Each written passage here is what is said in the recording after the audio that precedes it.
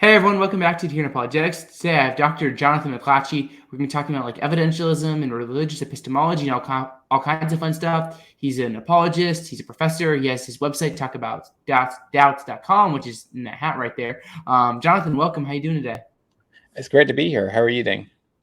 I'm good. I'm super excited for this conversation, and it's something that looking at evidentialism, it's something I haven't thought too much about. So that's why I'm super stoked to kind of get into this. So anything you want to say, Jonathan, to introduce yourself so people know who you are? No, so my website is jonathanmclatchie.com. That's where you can find a lot of my essays and videos and other output there, jonathanmclatchie.com. I am an assistant professor of biology at Sattler College in Boston, Massachusetts. And I'm originally from the UK. I have my PhD in biology from Newcastle University. I'm also a fellow of the Discovery Institute, and I'm also the founder of this ministry, talkaboutdoubts.com, where we offer private mentoring with Christians that are struggling with doubts in regards to their faith. We have various scholars in a diverse range of disciplines who are willing to do private Zoom calls with Christians that are struggling with doubts in regards to their faith, or indeed ex-Christians who want to explore whether there's an honest and rational way back to faith. And so if anyone in the audience is interested in taking us up on that, then go check out our website, talkaboutdoubts.com, and submit a form there, and someone will be in touch.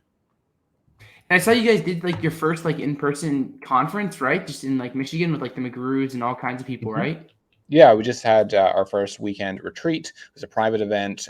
Most of our team members, and we are also planning to do a series of weekend retreats for doubters, offering intensive mentoring over a weekend, which will also be a closed invitation-only event. And I'm planning to do those in various locations around the country and also internationally. I'm also interested in doing a series of single-day training events for pastors as well, coaching them on how to engage with Christians that are struggling with doubts in their congregations. That's amazing. It's super cool. And it's amazing all the people that you have joining the team, all kinds of scholars and people like that are kind of investing time into what you're doing. So it's super cool. So today we're going to be talking about religious epistemology and things like that. So looking at the different views, Jonathan, I know you adhere to a view called evidentialism. So do you want to just talk about what is evidentialism when we're looking at religious epistemology and trying to understand how we come to truth? Is that the proper way of thinking about this central question here? Yeah, so I'm an evidentialist, which is essentially the position that for contingent propositions that could be either true or false, the best way to go about assessing whether those propositions are true or not is to evaluate the pertinent evidence or data and find out where the balance of evidence rests. I would argue that evidentialism is essentially the natural consequence of consistent avoidance of circular reasoning.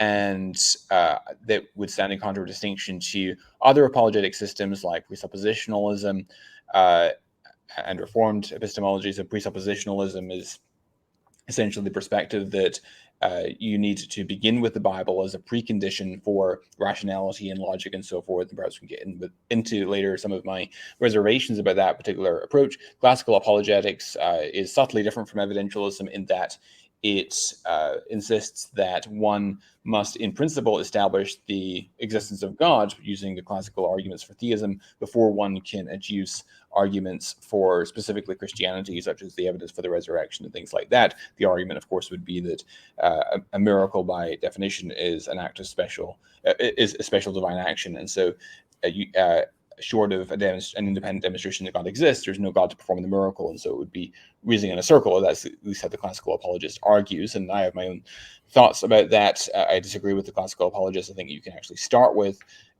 arguing for the resurrection, and that itself can be evidence for God. There's also the system of Reformed epistemology, which was developed by Avon Plantinga. It's adopted by people like William Lane Craig, which is to say that belief in God from that perspective is a properly basic belief, and one can be persuaded or convinced of the truth of Christianity wholly apart from argument and evidence by the inner witness of the Holy Spirit or something along those lines. I also disagree with Reformed epistemology for reasons that we can perhaps get into. But in terms of the biblical case for evidentialism, I think that as I see it, the biblical authors, the apostles, Jesus himself, the prophets in the Old Testament, even Yahweh, are all evidentialists. You read, for example, in Deuteronomy 18, which gives us the test of a true prophet. How do we know that a prophet truly speaks from God? How do we know that he's not just speaking from his own initiative and speaking presumptuously? Well, we read in Deuteronomy 18, if you say in your heart, how may we know the word of the Lord is not spoken? When a prophet speaks in the name of the Lord, if the word does not come to pass or come true, that is the word that the Lord has not spoken.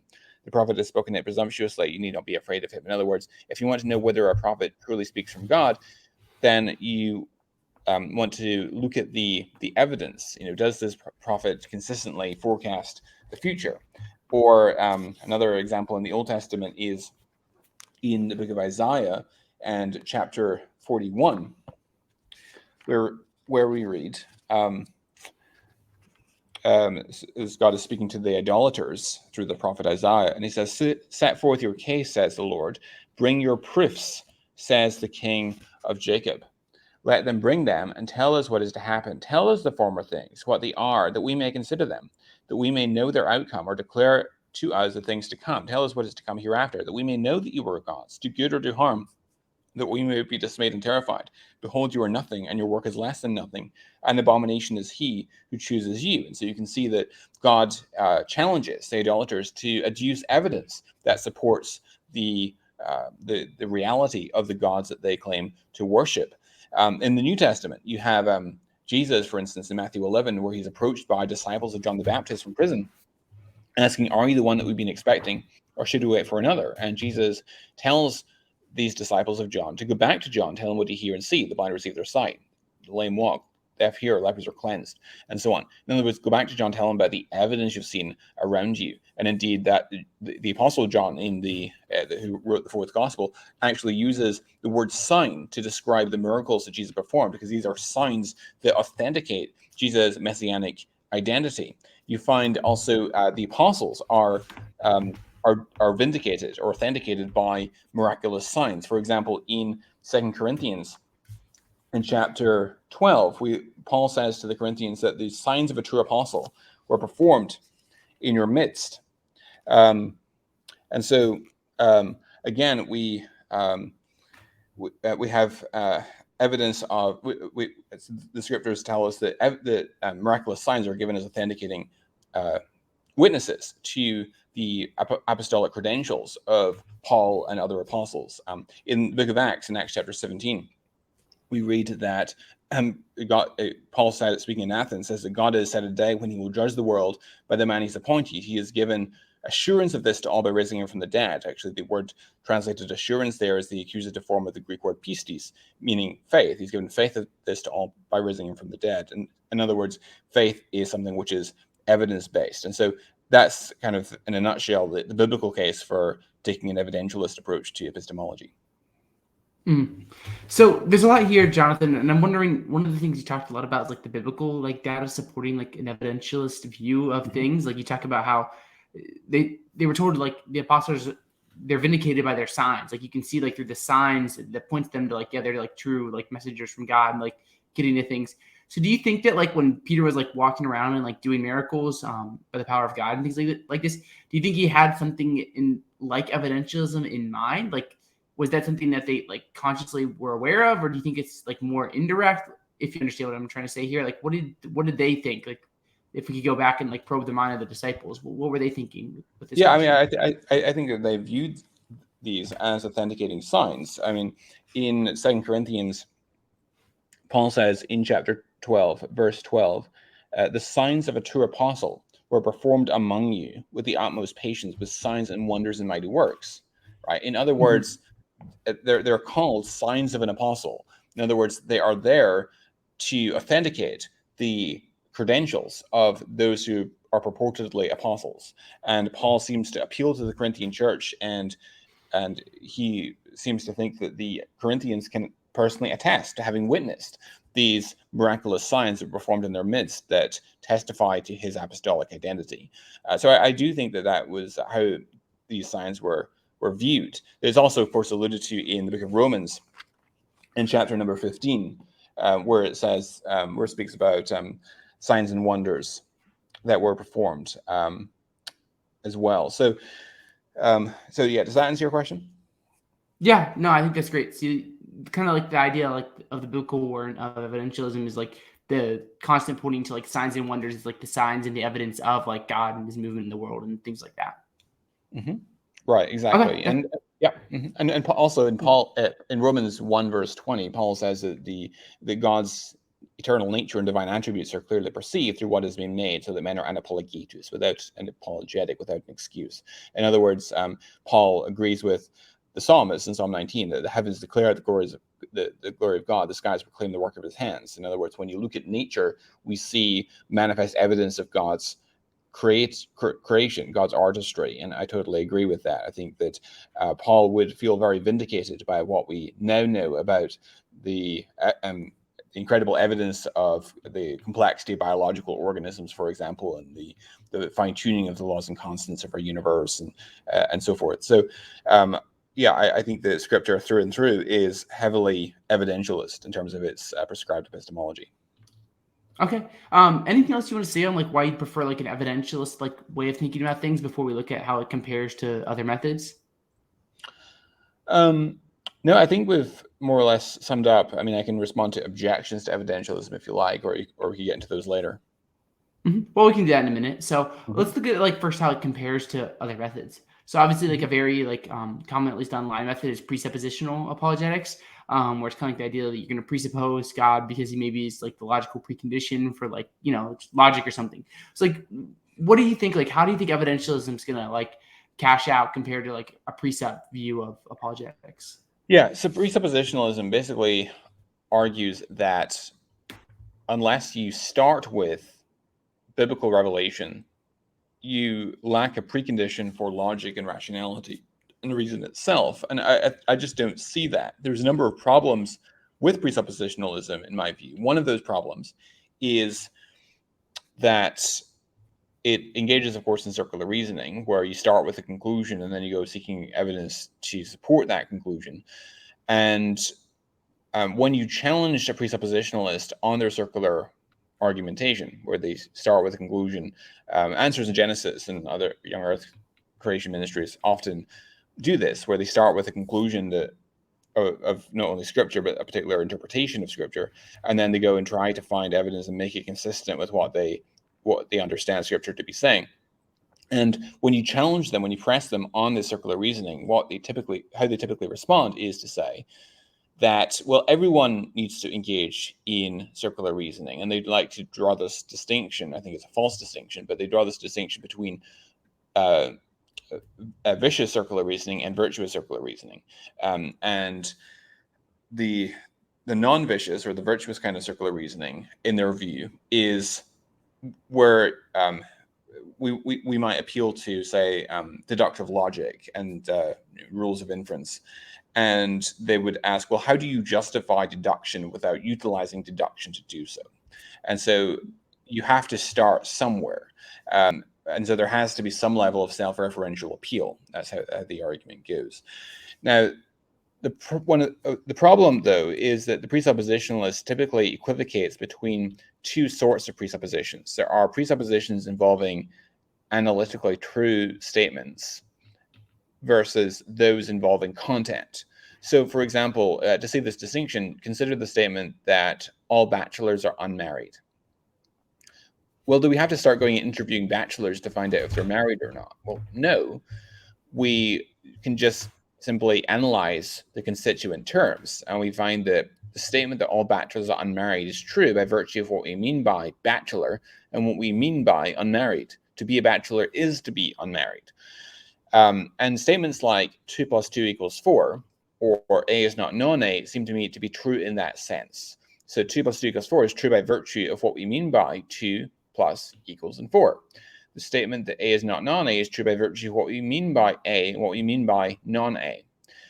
However, a statement like Christianity is true, or that God has revealed himself in the person of Christ and through the Jewish and Christian scriptures, that statement is more akin to a proposition like all bachelors are unhappy. which is a contingent proposition. It could be true, but it also could be false. We can't just analyze the constituent terms. We actually have to go and start interviewing bachelors to find out whether they're happy or not. And we'd never arrive at 100% certainty in the affirmative because we might have missed a bachelor somewhere. So that's an important distinction to make. And so when you understand that Christianity is a contingent proposition, it's not an analytically true proposition, I think that the attempts of the presuppositionalists to justify their circular reasoning break down. There's also another problem, which is that the presuppositionalist never informs us of what is the core set of propositions that are a necessary precondition to rationality itself, right? If we were to take away, say, the virgin birth, or the Trinity, or the book of Jude, or the book of Micah, or what have you, from the canon, or at what point do you lose the precondition for rationality? And the presuppositionalist is never clear about that. There's also the related problem of what I call progressive revelation problem, which is to say, imagine you were a first century Jew living at the time the New Testament is being written, and a Christian comes up to you to try to explain the gospel, and you ask them, okay, so how do I know that Jesus really is the Messiah, the promised Messiah from the Hebrew Bible? And you wouldn't be very impressed if they told you, well, actually, you just have to presuppose this. In fact, it's a precondition for rationality and logic itself, because the New Testament is just new revelation that's being given then, and you didn't need to know that hitherto in order to have a precondition for rationality and logic and so forth. Presuppositionalists also have a tendency to equivocate between ontology and epistemology. So often they will make an argument that God is ontologically necessary for reason and so forth. What they ought to have done, though, is make an argument that God is epistemologically necessary for reason and so forth. So, for instance, oxygen is ontologically necessary for me to communicate with you right now, but it's not epistemologically necessary. I don't need to consciously be aware that I'm using oxygen to communicate in order to do so. And so, yes, if God didn't exist, then we couldn't reason. We also couldn't eat strawberries because we wouldn't exist. There would be nothing in an atheistic universe. But it's not necessary for us to know that God exists in order to utilize logic and reason and so forth. So that's another problem. Another problem with presuppositionalism, though, is that if God is a necessary precondition for logic, and specifically the God of the Bible is a necessary precondition for logic, then it follows necessarily that God has a probability of 1. God has to exist in the same way that the laws of logic have to exist. There's no possible world in which the laws of logic fail to exist. That, of course, means that you can't appeal to evidence in support of Christianity. A lot of people like to play a move where they'll say, well, I'm a presuppositionalist, but I also like evidence. No, you can't do that, because if the proposition that Christianity is true, it has a probability of 1, evidence becomes irrelevant. There's no amount of evidence that can change the probability of a proposition that has a probability of 1. And so that's also a problem. You can't say that the resurrection is positive evidence for Christianity, or that, say, the problem of evil is negative evidence against it. So that's also, I think, a significant challenge. So these are some of my key objections that I would put forward in terms of presuppositionalism, and why I just simply don't buy it as a methodology. That's great. Thank you, Jonathan. I really like your distinction where we look at talking about we say that bachelors are by definition they're unmarried. It's there can't be a married bachelor. That's just a straightforward contradiction. Whereas if we see something like Christianity is false, it's not going to be that same kind of straightforward contradiction, which is going to at least kind of shed some light on seeing how we could see how presuppositional apologetics potentially could fail, because Christianity, at least epistemically, could be false. Whereas saying that an unmarried or a married bachelor exists, that's impossible. So yeah, I think that's great, Jonathan. Yeah, it would be nice. It would be nice if I could demonstrate the truth of the Nicene Creed with the law of non-contradiction. And unfortunately, there's an argument out there, so we have to appeal to evidence instead. You could shut down all of apologetics in one day. You just get that creed done, and boom, we're done. Pack up, next project. So let's talk about the Reformed epistemology. So you hinted at this with Plantinga and Craig. So Why do you think Reformed epistemology is going to fall short, Jonathan? Yeah, so Reformed epistemology essentially argues that one can be justified and typically a Reformed epistemologist will prefer to use the word warrant rather than justification. So Alvin Plantinga will talk about warranted Christian belief. And they would argue that Christian belief is warranted wholly apart from argument and evidence by the internal witness of the Holy Spirit. The problem, though, is that could work in principle, but it doesn't seem to me that a veridical experience of the Holy Spirit is normative for Christians. So I don't have any experience that I would consider to be veridical. That's not to say others haven't. I don't know. I don't share their experience. But as far as my epistemology is concerned, I have to appeal to exclusively public evidence simply because I don't have that any sort of internal experience that I would consider to be veridical. I also find that people like Plantinga and others don't do a very good job of responding to the obvious objection, which often comes up. How do you distinguish the so-called veridical inner witness from the experience that would be claimed by a Mormon, for example, who Moroni 10:4 in the Book of Mormon speaks about the burning in the bosom that Mormons are supposed to experience when they pray, which is the confirmation that the Book of Mormon is true. And there's overwhelming evidence from various disciplines, including archaeology, that show that the Book of Mormon is false. And so what someone like Alvin Plantinga will typically, he will respond to that is to say, well, in the case of Mormonism, there are defeaters that override that mystical experience, the burning in the bosom. The problem, though, is that if the veridical inner witness, or so-called veridical inner witness, leads Mormons to a false belief, which we can independently show is false, then that should reduce our confidence in that epistemology for ourselves too. So for those reasons, I just don't find that to be a particularly persuasive epistemology unless one genuinely has such a veridical experience, which, speaking for myself, I don't. Maybe other people do, but I certainly don't in my own experience.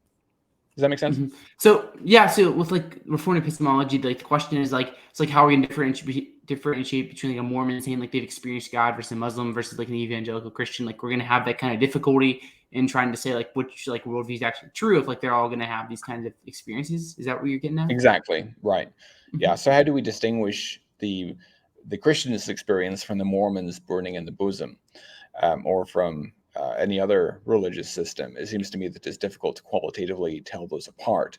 And so at the end of the day, we really have to appeal to public evidence, unless one has a particularly veridical, tangible experience, which I don't think is normative for Christians. There are probably some people out there that do have that sort of experience.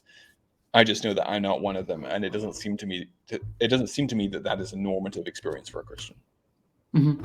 Okay, so one more different kind of method is the classical apologetics. So like we talked about what is classical apologetics, but why do you think it's going to fall short compared to evidentialism? Sure. So classical apologetics basically only differs from evidentialism in a subtle way, namely that classical apologist is going to want to insist that we have to demonstrate that God exists before we move on to demonstrating that specifically Christian theism is true, or that God raised Jesus from the dead and so forth, because you can't appeal to God as the best explanation for the data concerning the resurrection unless we already have reason to think that God exists. And I don't think that is needed, because a lack of independent demonstration that God exists is not necessarily tantamount to a demonstration that God does not exist. And so the prior probability, even if it's very low, it's non-zero. And any prior probability that's non-zero, in other words, doesn't entail some sort of logical contradiction, can in principle be overcome with sufficient evidence. And so you could in principle adduce sufficient evidence to show that Jesus rose from the dead, even if you don't have independent reason to think that God exists. I would also argue that there could be in principle, and I would argue there are in fact, other arguments besides the resurrection which are positively relevant to the prior or intrinsic probability of God raising Jesus from the dead, such as the trilemma argument, the argument from messianic prophecy, the argument from the conversion of the Apostle Paul, the argument from contemporary miracles. Craig Keener and Robert Larimer and others have written on the argument from the survival of the nation of Israel against all odds and so forth. And so those arguments, taken in aggregate, are positively relevant to our assessment of the prior probability of Jesus' resurrection as a special act of God, independent of any considerations for theism more broadly that one might adduce from the cosmological argument, fine-tuning argument, biological design, and so forth. I'd also argue that there's an asymmetry in the sense that an independent demonstration of theism only confers a positive impact on the prior probability of the resurrection, whereas evidence for the resurrection confers a much bigger impact on the prior of theism. And the reason for that is, this is an analogy that Lydia McGrew has given. Imagine that let's take the hypothesis that some random individual, let's call him Zach, exists. Okay, so what's the probability that, what's the prior probability that I will receive an email from Zach tomorrow afternoon? Well, given that I already have reason to think that this individual exists, that does raise the prior probability somewhat that I will receive an email from this individual tomorrow afternoon relative to what it would have been had I no reason to think that this person existed. But it's only minimally relevant. It doesn't really raise a huge amount. Whereas if I do in fact receive an email from Zach tomorrow afternoon, that is hugely relevant to the to my assessment of the probability that Zach actually exists. So there's an asymmetry there. So I think that one can start with the resurrection and actually adduce arguments for the resurrection in support of the proposition of theism, even in the absence of independent lines of evidence for theism. Does that make sense? Yeah, no, I think that makes a lot of sense. One thing to help me in thinking about this, Jonathan, is under a classical apologetic method, if you can't establish God exists, then you really can't, or you're gonna have a really hard time arguing for the resurrection. But when we have evidentialism, we can say hey, maybe the probability looks really bad, and there's a really strong case against God's existence, but you can still independently argue resurrection, accounting for the low prior of God existing or something, but saying hey, here's all this evidence supporting the resurrection. So even if we can't show that God exists through natural theology, we can make a very strong case for the resurrection. Right. Okay, that's great. So what I'd love to do now with the next bit of this is just explore some objections to evidentialism. So one thing that I wonder is does evidentialism remove the need for faith? So obviously along with evidentialism, you can use things like Bayes' theorem to try to figure out what's the exact probability of God existing or Jesus rising from the dead. Swinburne's famous because he gets to it's 97 or 98% chance of the resurrection, I believe, is what Swinburne says in his book. So one of the things I wondered is well, does this take away the need for faith? Are we turning the Christian faith, the Christian mystery into mathematical calculations? So what do you think? Does evidentialism remove the need for faith as a Christian? Yeah, so I think that there's a common misconception about what faith is. I think it's a mistake to talk about a belief requiring faith. Rather, faith is either justified or it's not justified. And the extent to which faith is justified should be directly correlated with, or directly apportioned to, the available evidence that we have.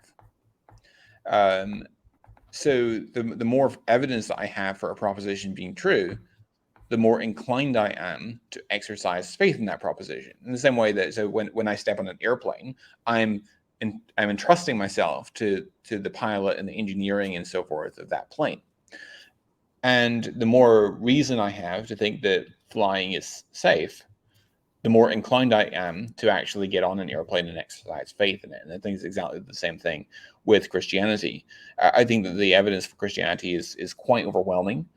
But faith is not simply believing in a proposition, not simply intellectually assenting to Christianity being true. Rather, it's committing yourself to it. Now, in terms of the erroneous definition of faith, there are a couple of Bible passages we'll typically appeal to try to argue that faith is blind, or that faith is something that should be embraced in the absence of evidence, or in the face of evidence to the contrary, or what have you. One of those texts is Hebrews 11:1, which says that faith is the substance of things hoped for, the conviction of things unseen. And when you examine the context of Hebrews 11, we quickly discover that what the author is saying is quite the opposite of what he's often portrayed as saying, what he's often represented as saying.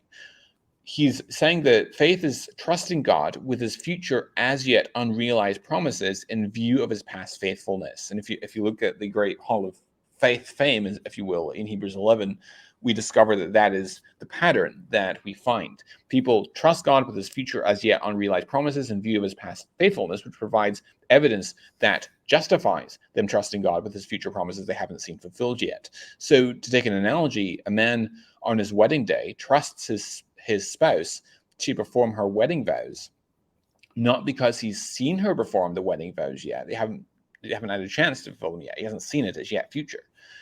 But nonetheless, he trusts her to do so because of his past experience of her integrity and faithfulness, which is evidence that informs his faith in his spouse. And I think that's exactly what's going on in Hebrews 11:1.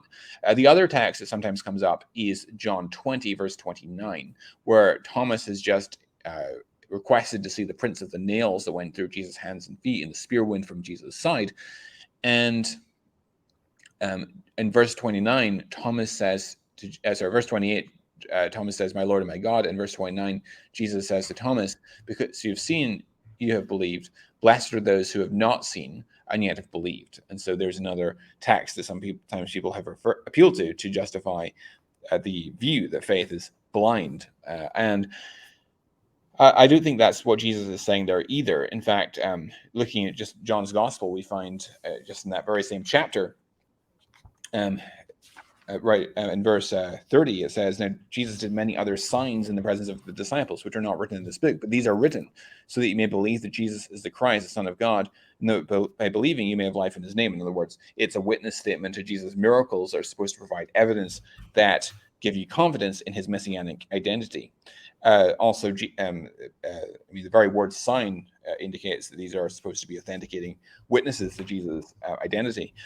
Jesus also in John 2, to take one example, he's asked after he cleanses the temple, "What miraculous sign do you show us to prove your authority to do these things?" Verse 18. And verse 19, he says, "Destroy this temple and rebuild it in 3 days." And of course, he's speaking about the temple of his body. So he's arguing the resurrection from the dead is the evidence of his messianic identity. So I think Jesus does commend to us an evidence-based faith. But what though is he saying in John 20, verse 29? Well, I think that he's simply chiding Thomas for not having believed in the presence of sufficient evidence, right? He'd seen the miracles Jesus performed during the past few years that he'd spent with Jesus. He had testimonies to the resurrection from the other disciples, individuals whom he had reason to trust. And so he already had what ought to have been rationally sufficient evidence to conclude that Jesus had been raised from the dead. He had the scriptures, of course, which testify to the resurrection, as F 3:10. Jesus himself had forecasted his resurrection on multiple occasions, and so on. And so God doesn't take well to people demanding more than what ought to have been rationally sufficient evidence. And I think that's what's going on in Thomas's case. So I don't think that it's commending a blind faith there either. Does that answer your question? Yeah, no, I think that is great. And I think looking at the apostles is super helpful because you can look and see how they've been given evidence, but they still also need to respond in faith. And like you said, the issue is really they've been given sufficient evidence to really believe this, but then they still don't have that faith. So I think that's great. One question I had, Jonathan, listening to what you said is is there a certain credence or amount of data that you need to have faith? So one of the things I've been thinking about recently is to be a committed Christian, do you need a certain doxastic level, maybe I guess you could say, to believe in God? Do you need to have a credence of 50.1% or 50% or 49.9? Because I think when it gets to the numbers, it gets really tricky. So when we're looking at the evidence we need to appropriately respond in faith, how do you understand that? I don't think that humans are computers in the sense. I don't think it's the best approach to assign a particular credence level in terms of a probability. Like I'm 94.7% sure that Christianity is true. I just don't think that humans really think like that at a practical level. I wouldn't put a value on my confidence. Rather, I would just say that I'm tremendously confident Christianity is true. Or put it this way, I'm not losing sleep over whether I'm wrong. I think that the evidence is really quite compelling. So I think that in order to rationally have faith in Christ, one should be confident in the messianic self-claims of Jesus, his resurrection from the dead and so forth. But I wouldn't suggest trying to put a precise number on it. Does that make sense?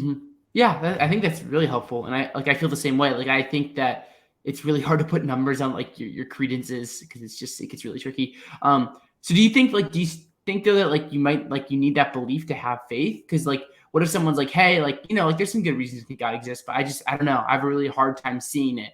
And obviously like the answer is like you could say like you commit and live in it, kind of like a take on Pascal's wager. Like, do you think that like to have that proper faith, do you need to like have like see Christianity at least as like more plausible than not? Yeah, I do think you would need to see it as more plausible than not. I certainly, I mean, if I wasn't a Christian and I had a credence level of, say, let's to use a numerical system, even though I suggested that's perhaps not the best system, supposing that you had a credence level like 10% or 20% confidence in Christianity, that would certainly cause me to lose sleep. Yeah. And I think that it should drive investigation. If it's non-obvious that there's nothing to the Christian claim, it should spur you on to investigate Christianity and the evidence for it, almost to the same extent that you would be driven to do so if you were very nearly convinced of its truth. So yeah, I don't think I would be a Christian if I was less than 50% confident that it was true, but I would certainly lose sleep over it, and I would certainly be compelled to investigate more carefully, more thoroughly. And I'm confident that anyone who does, in fact, put in the requisite work to investigate the evidence for Christianity, to give themselves a fair and balanced assessment of the pertinent data, will, in the long run, if one is trying to be objective and fair, come to find Christianity to be true and well supported.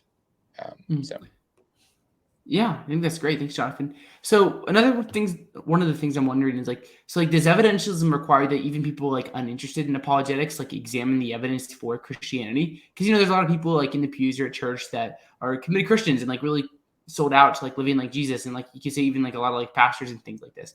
But they're not really interested in like say like apologetics, like philosophy or science, like the relationship between science and faith, things like this. So is your like religious epistemology, do you think it means that like everyone should like study the evidence for Christianity, or like how do you see that fitting in? I do, but at different levels. I mean, I don't think everyone is necessarily called to be a scholar.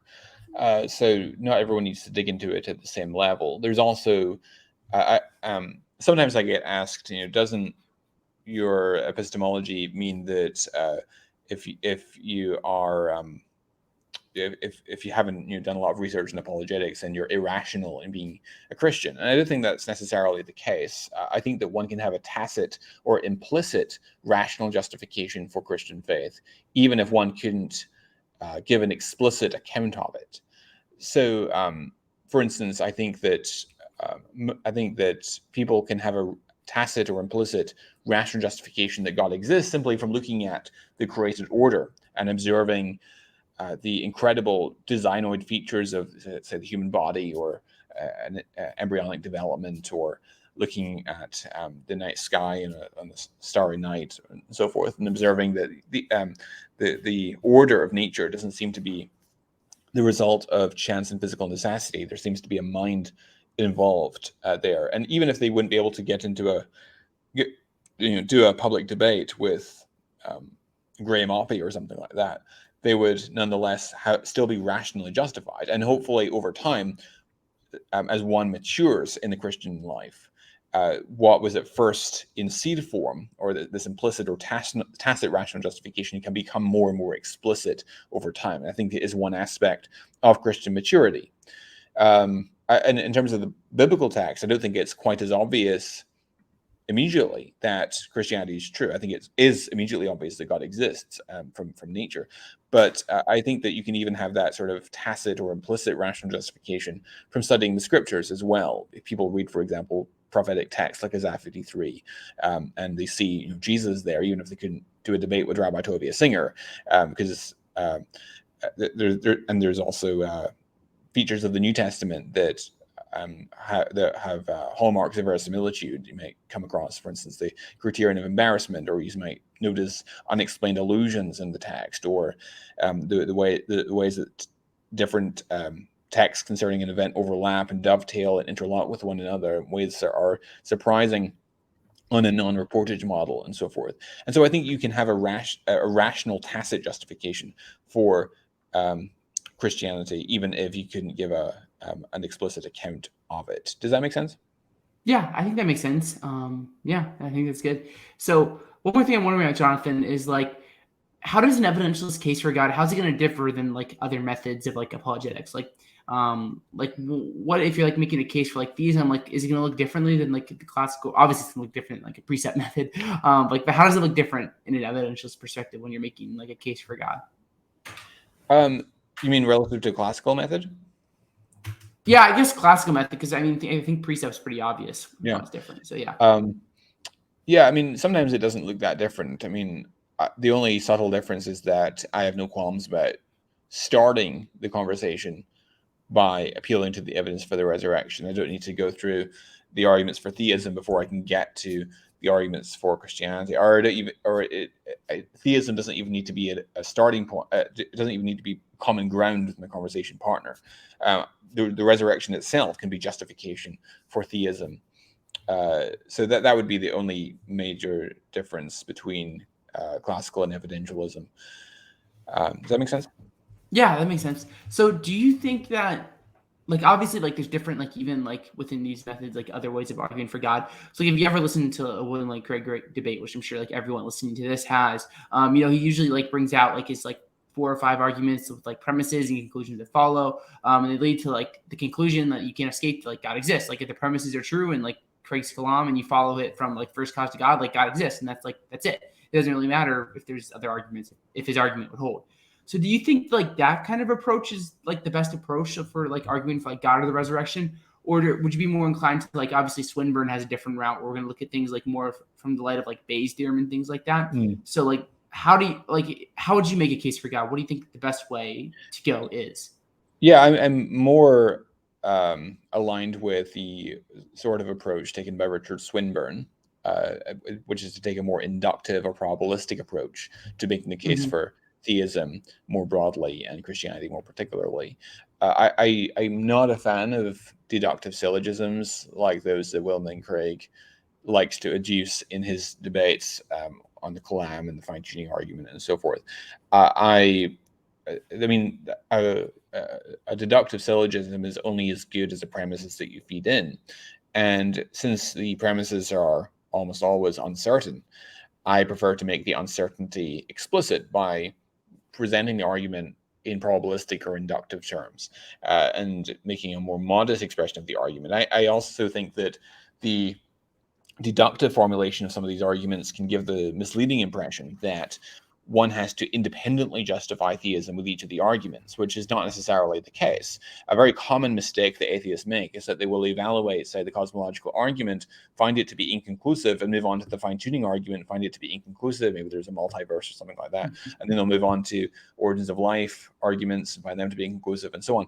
And they won't stop to ponder whether perhaps even if all the arguments taken individually are non-sufficient, the arguments taken in aggregate could be in principle. And I would argue that I'm not committed as a Christian to showing that each of the arguments taken individually is sufficient to justify Christianity or theism more broadly. Rather, the arguments taken in aggregate are surely sufficient. So I think that's a misleading impression that one can sometimes get. William Lane Craig also sometimes makes a probabilistic blunder when he'll say things like, provided that each of the premises are more plausibly true than false, the conclusion necessarily follows. And that's not the case at all. So for example, supposing that you have a two-premise syllogism, well, let's take the cosmological argument as an example. supposing that you've got your first premise, everything which begins to exist as a cause, let's say that we're 60% sure that's true. Second premise, the universe began to exist. Let's suppose that we're 60% sure that's true. Well, the minimum confidence that we can justify for the conclusion that the universe had at the beginning, just based on that argument and those probabilities for the premises, is 20%. We can't. That's the minimum probability, the minimum confidence we can assign to the conclusion is only 20%. So it's not the case that if each of the premises is more plausibly true than not, the conclusion necessarily follows. The conclusion actually could be less than 50% probably true, even in that case. Does that make sense? Yeah, that makes sense. Because like if you have like say you have a 3 premise argument with conclusion that follows like God exists, and like say that like there's an 80% chance that like each 3 of the premises is true. I have to do my math. You're not looking like it's not like the conclusion is 80% true. Probability of being true. Yeah. It's 8 times 8, 64% times 80%. I don't know. It's some number that I can't think of off the top of my head. I gave myself too hard of a math problem. But yeah, I mean, I think that's right. So I'm curious because you talked about in the beginning, like a lot of your work's in biology, Jonathan, like your professional work, and like you're involved with like the Discovery Institute and things like this. A lot of the times, and like I'm not nearly as well read at all in intelligent design as you are, like not even close. But a lot of the times when I've interacted with intelligent design, I've kind of got the impression that the arguments are something along the lines of like this hypothesis is more expected, like there's like a designer, or like these things like have the impression of design. Like complexity comes from minds or something like that.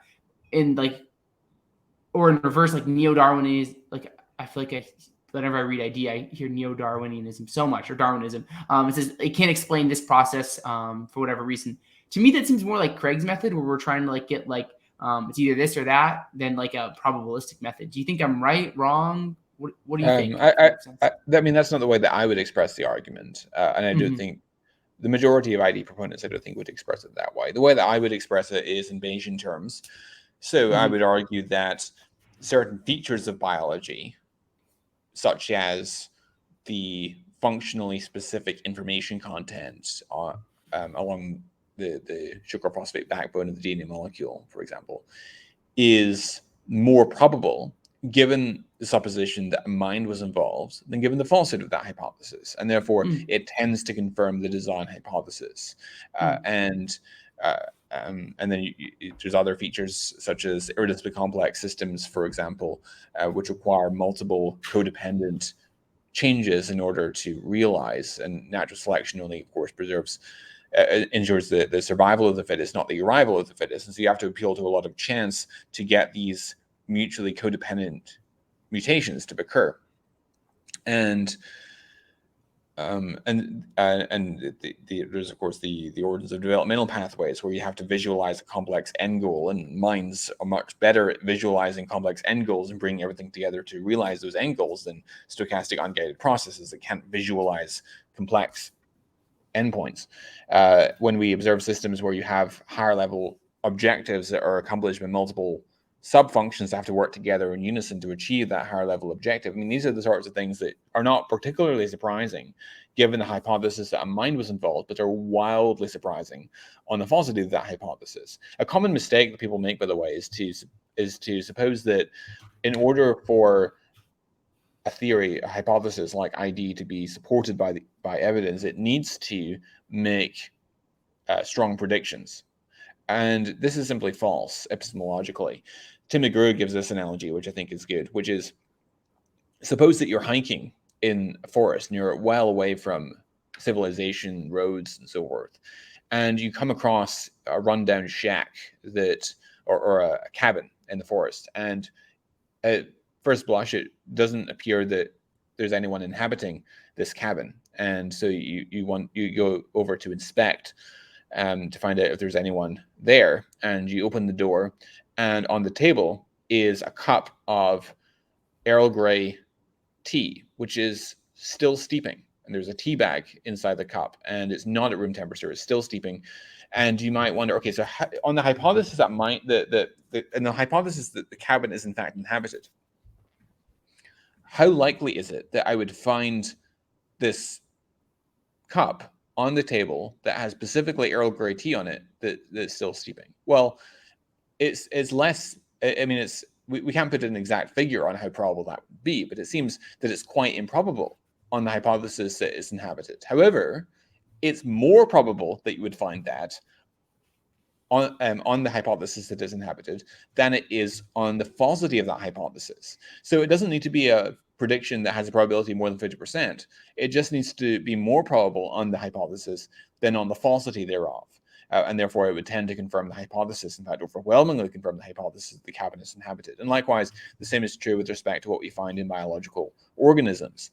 Even if the sorts of features that we find, information content, irreducible complex, nanotechnology, and so forth, were improbable on the hypothesis of design, it's still far more probable on the hypothesis of design than it is on the falsity thereof, because we know in every realm of experience that information content comes from conscious minds, not from unguided processes.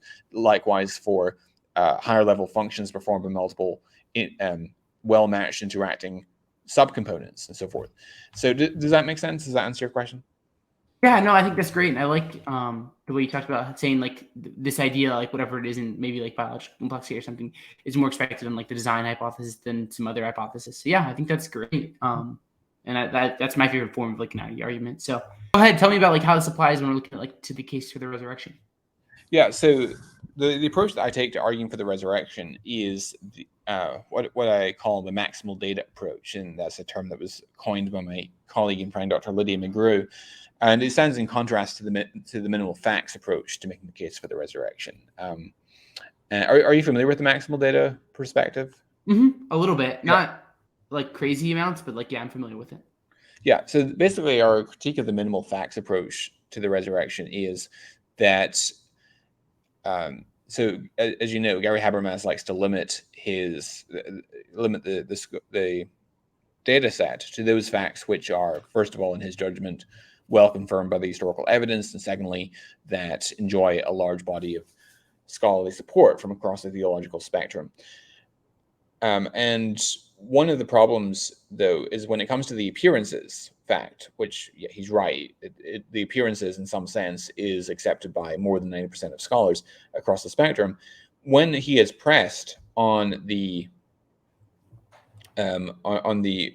counter hypotheses, such as the objective vision hypothesis, for example, what he will appeal to is the implausibility of mass hallucinatory experiences. People don't tend to have shared hallucinations.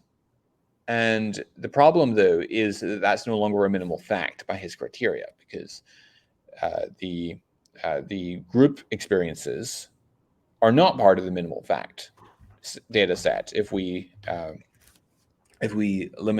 define minimal fact by the criteria that Habermas uses. And so there's a bit of a bait and switch in the approach where he changes his criteria midway through the argument without informing his audience. It's also it's also not widely accepted by more than 90% of scholars that the experiences were like those described in the Gospels and Acts. And so there's actually quite a wide range of experiences that are consistent with the appearance fact, such as, say, a non-speaking Jesus, or Jesus appears only momentarily and disappears, or one who hovers above the ground. And actually, some experiences might even be disconfirmatory evidence of a bodily resurrection. For instance, if you imagine a Jesus hovering above the ground and people try to touch him and their hands go right through, well, that would be disconfirmatory of a bodily resurrection. So simply having the appearances fact does not necessarily translate into evidence that Jesus rose bodily from the dead. And so that's one concern. A second concern is that I think that Habermas tends to overpress how much you can get from 1 Corinthians 15. For instance, I don't think that 1 Corinthians 15, 3-7, the pre-Pauline Creed, can be justifiably dated to within a couple of years of Jesus' death, which Habermas wants to do. Is plausible, but we just don't have enough reason to think that's the case. The preferred approach that I take then is the maximal data approach, which asserts up front that the Gospels and Acts actually do reflect the testimony of purported eyewitnesses of Jesus' resurrection. And so then we have to assess, okay, why are they making the sorts of claims that they do? And when anyone makes any sort of testimonial claim, whether we're talking about a sexual assault allegation or witness to a miracle, whatever it happens to be, there are three and only three broad explanatory categories that could potentially explain that claim. One being that they lied about it, one being they're honestly mistaken, or one being that they're actually correct.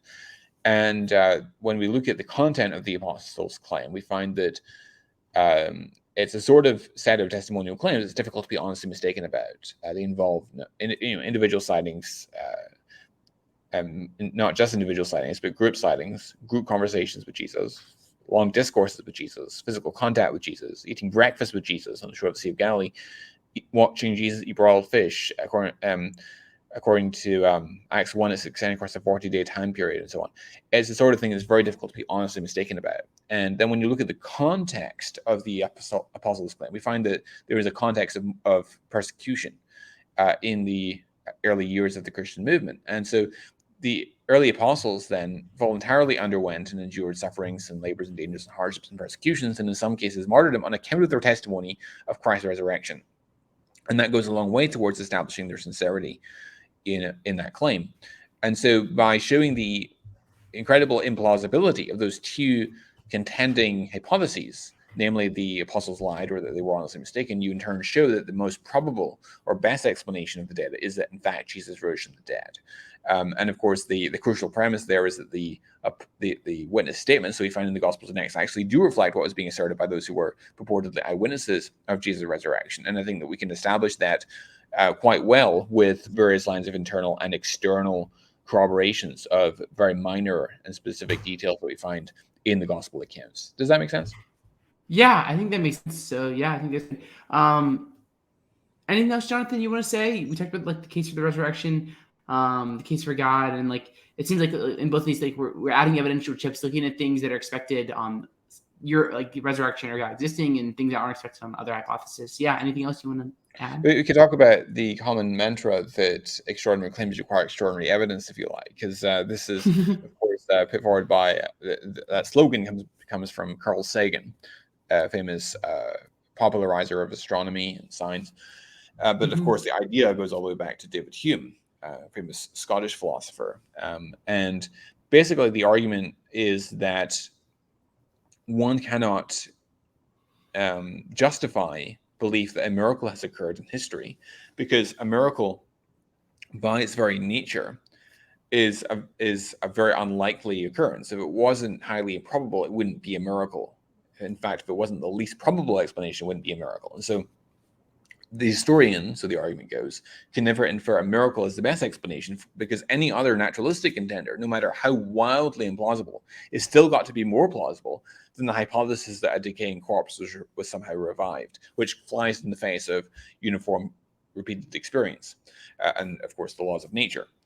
Now, how would I respond to that? Well, I'd first point out that if we take the hypothesis that God has wrought miracles in history as authenticating signs, which of course is the claim of both the Old and New Testament, then in order for those miracles to function as signs, they have to recognizably deviate from the normal course of nature. Because if they didn't, they would be robbed of their evidential value as authenticating signs. If it wouldn't be much of a sign if everyone was being raised from the dead on a weekly basis, right?